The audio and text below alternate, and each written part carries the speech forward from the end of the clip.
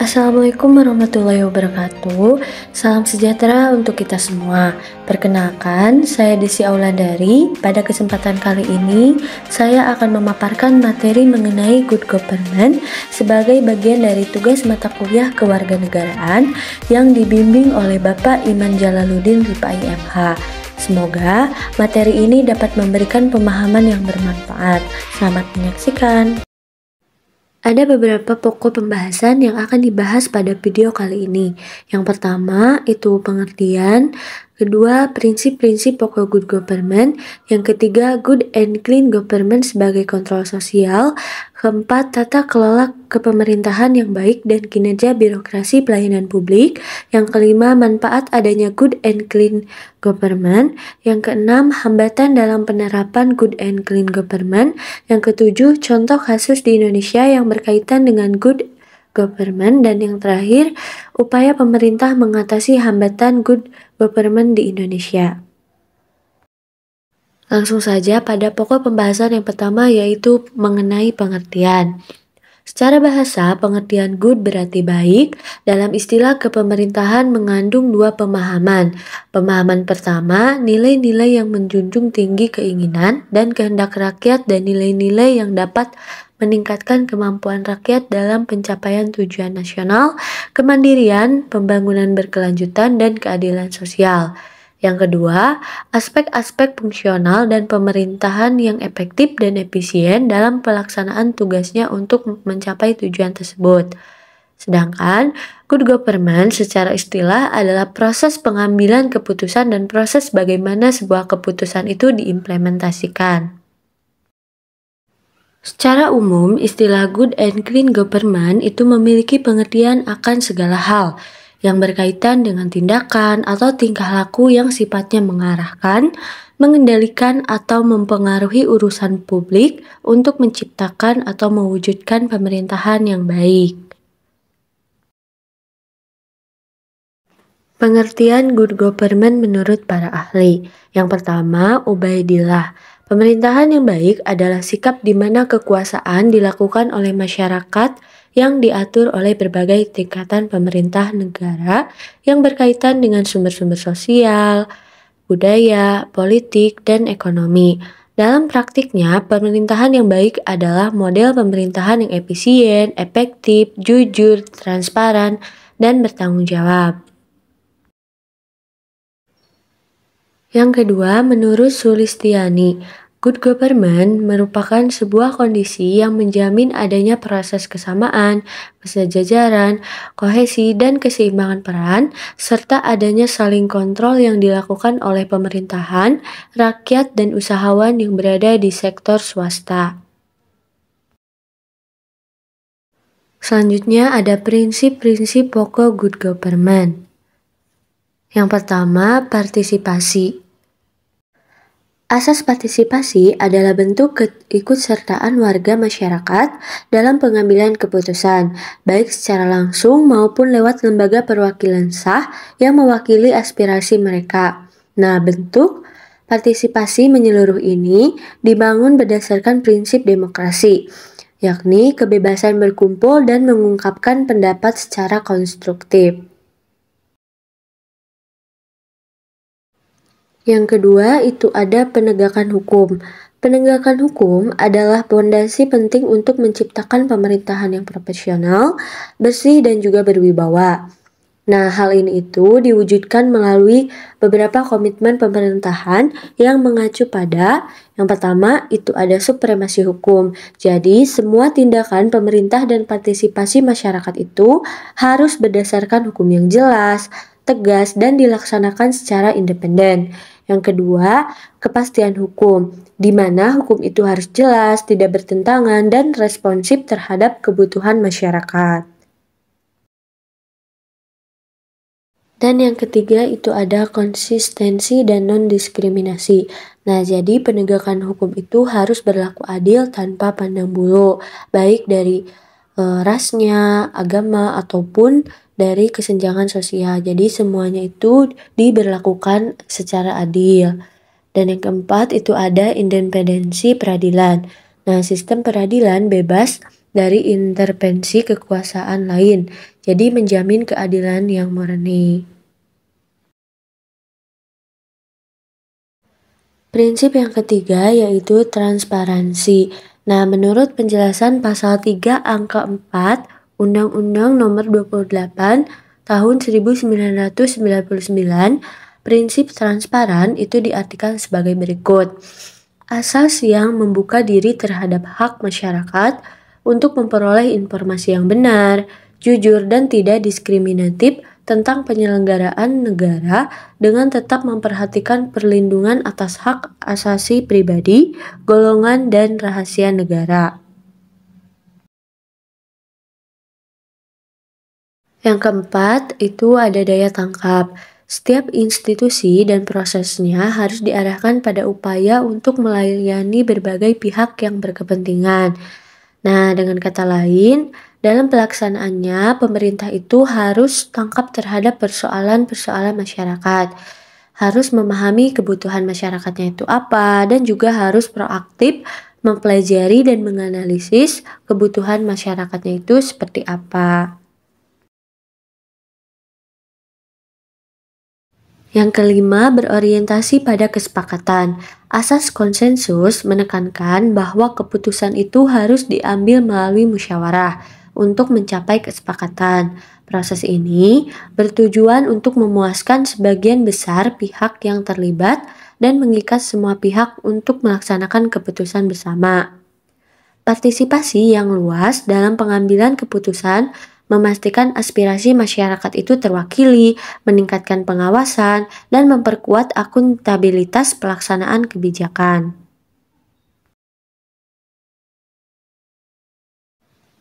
Prinsip yang keenam yaitu kesetaraan. Asas kesetaraan adalah kesamaan dalam perlakuan dan pelayanan publik. Asas kesetaraan ini mengharuskan setiap pelaksanaan pemerintah untuk bersikap dan berperilaku adil dalam hal pelayanan publik tanpa mengenal perbedaan keyakinan, suku, jenis kelamin, dan kelas sosial. Nah, jadi pemerintah itu harus bersikap dan berperilaku adil tanpa mengenal perbedaan. Prinsip yang ketujuh yaitu efektivitas dan efisiensi. Pemerintahan yang baik itu harus efektif, yaitu berdaya guna, dan efisien berhasil guna. Efektivitas diukur dari sejauh mana produk dan layanan dapat menjangkau kepentingan berbagai kelompok masyarakat.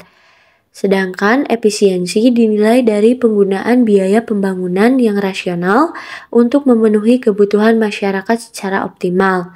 Dalam pelayanan publik, hal ini berarti memberikan pelayanan yang maksimal dengan prosedur yang sederhana tanpa mengurangi kualitas atau efektivitasnya.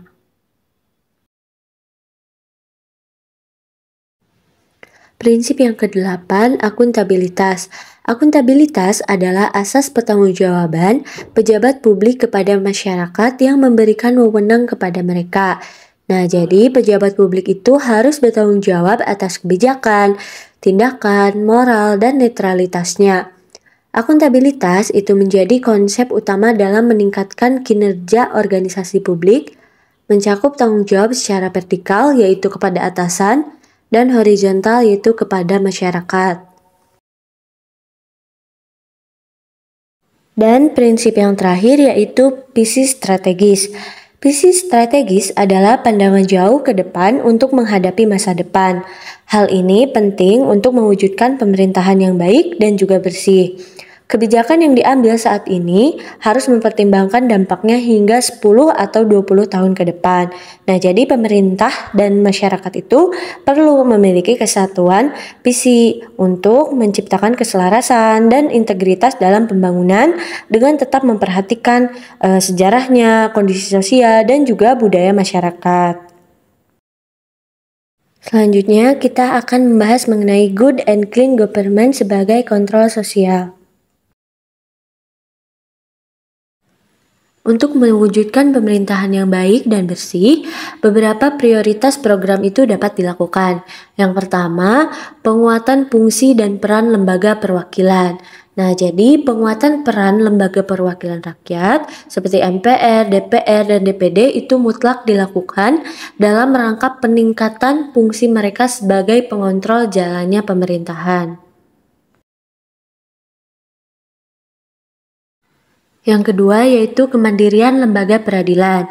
Nah, yaitu dengan cara meningkatkan profesionalitas aparat hukum dan kemandirian lembaga peradilan untuk menciptakan pemerintahan yang bersih. Yang ketiga, profesionalitas dan integritas aparatur pemerintah. Jadi, partisipasi masyarakat itu merupakan elemen penting dalam menciptakan pemerintahan yang baik dan juga berwibawa. Pemerintah harus memfasilitasi keterlibatan masyarakat dalam proses pembuatan kebijakan sehingga terciptanya kolaborasi yang efektif antara pemerintah dan juga rakyat. Aparatur pemerintah itu dituntut untuk memiliki profesionalitas dan integritas yang tinggi untuk mendukung transparansi, akuntabilitas, dan kepercayaan publik. Pokok pembahasan selanjutnya yaitu mengenai tata kelola kepemerintahan yang baik dan kinerja birokrasi pelayanan publik.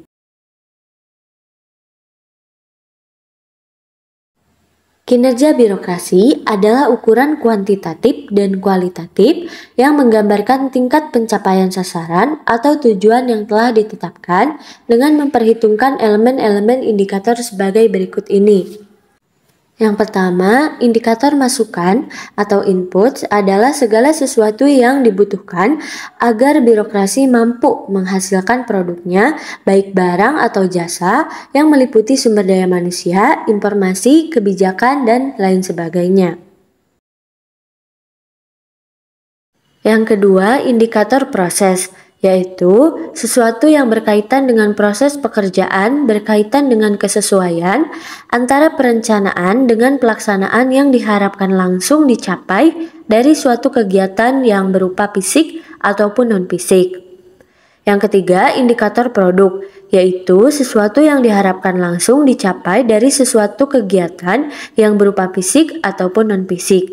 Yang keempat, indikator hasil adalah sesuatu yang mencerminkan berfungsinya produk kegiatan pada jangka waktu menengah atau efek langsung.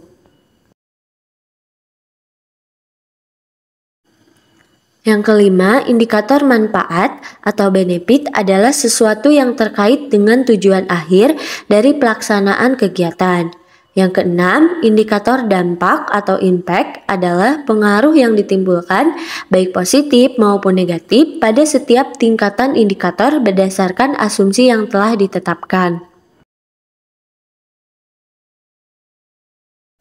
Selanjutnya, kita akan membahas mengenai manfaat adanya good and clean government.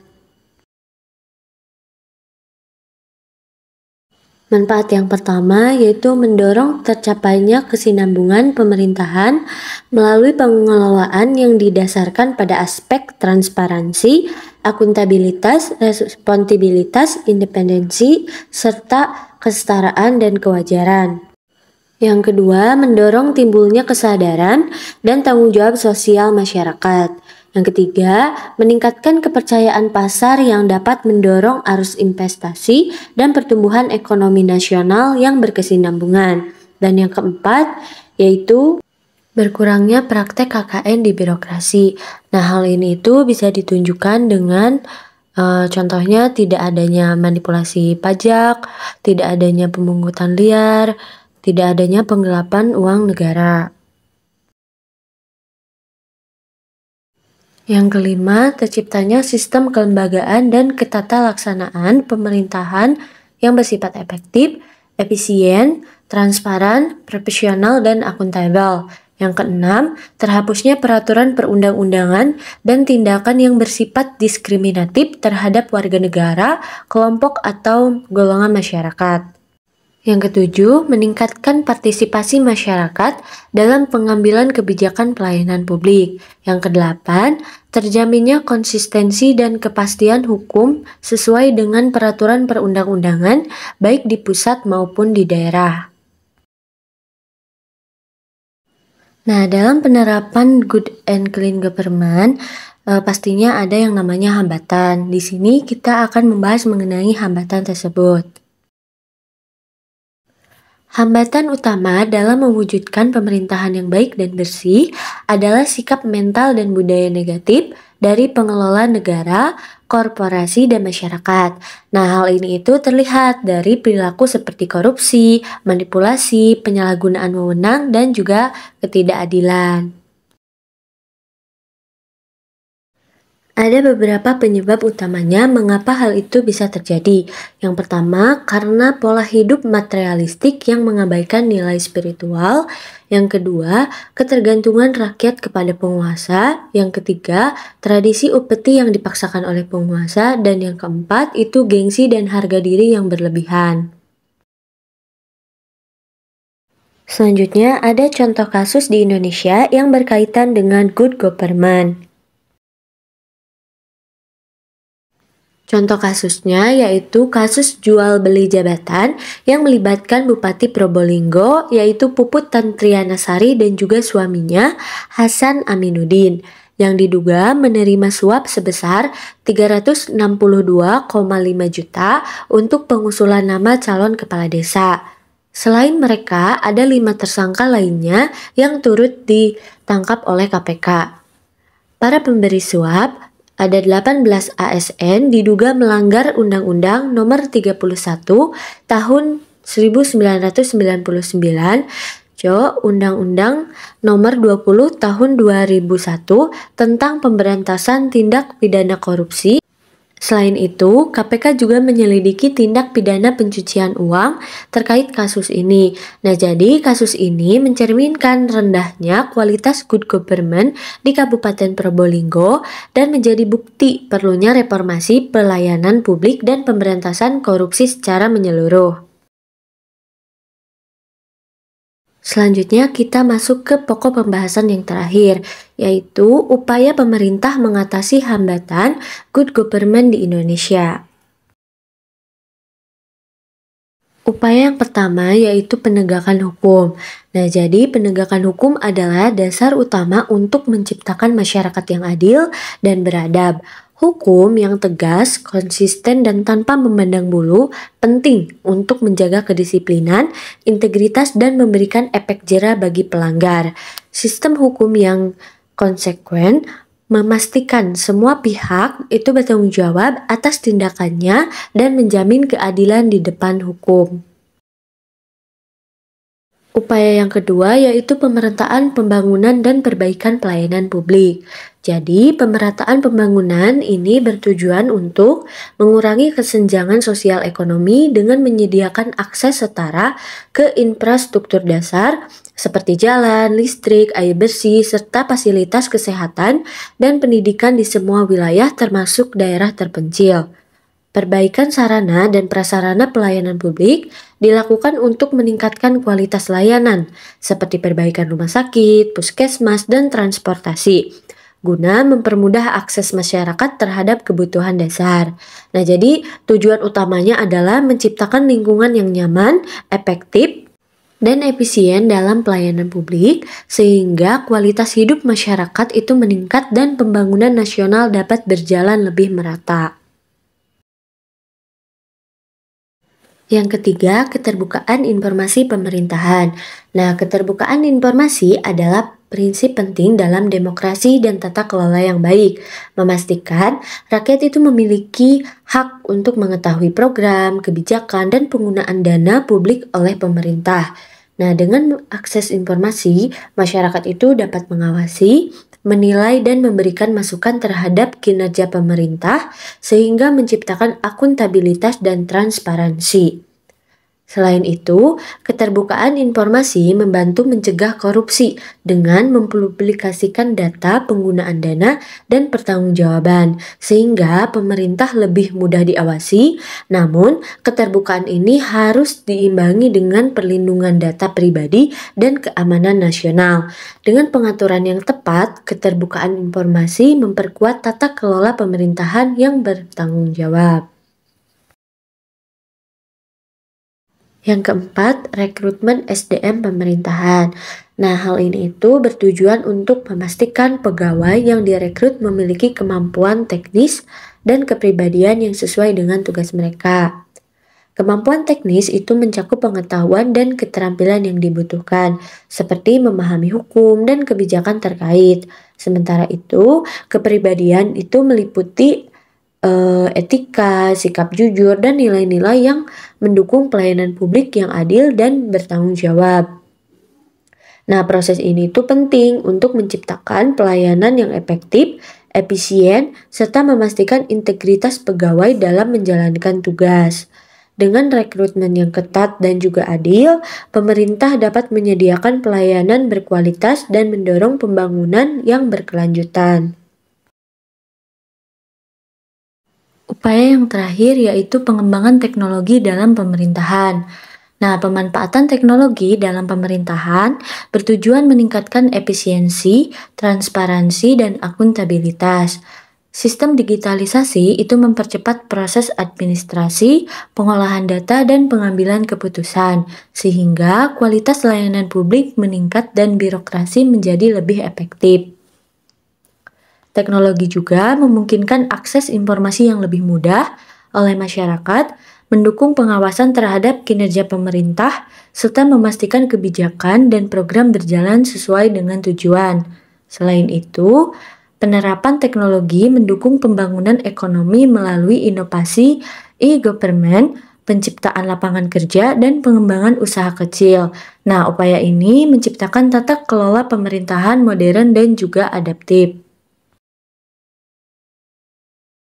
Dari beberapa pokok pembahasan yang sudah dibahas tadi, dapat disimpulkan bahwa good government adalah tata kelola pemerintahan yang mengutamakan transparansi, akuntabilitas, partisipasi, supremasi hukum, dan efisiensi.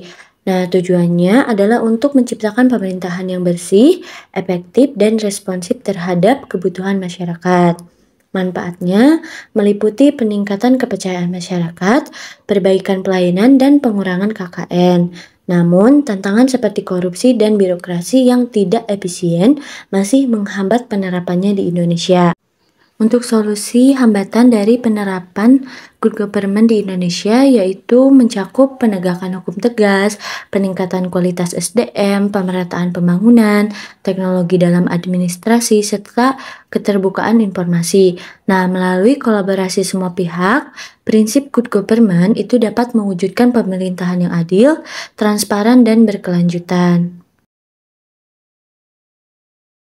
Demikian pemaparan saya mengenai good government. Terima kasih atas perhatian dan waktu yang telah diberikan. Jika ada pertanyaan atau hal yang ingin didiskusikan, silahkan tulis di kolom komentar. Saya dengan senang hati akan menjawab dan berdiskusi bersama. Semoga apa yang saya sampaikan bermanfaat. Wassalamualaikum warahmatullahi wabarakatuh.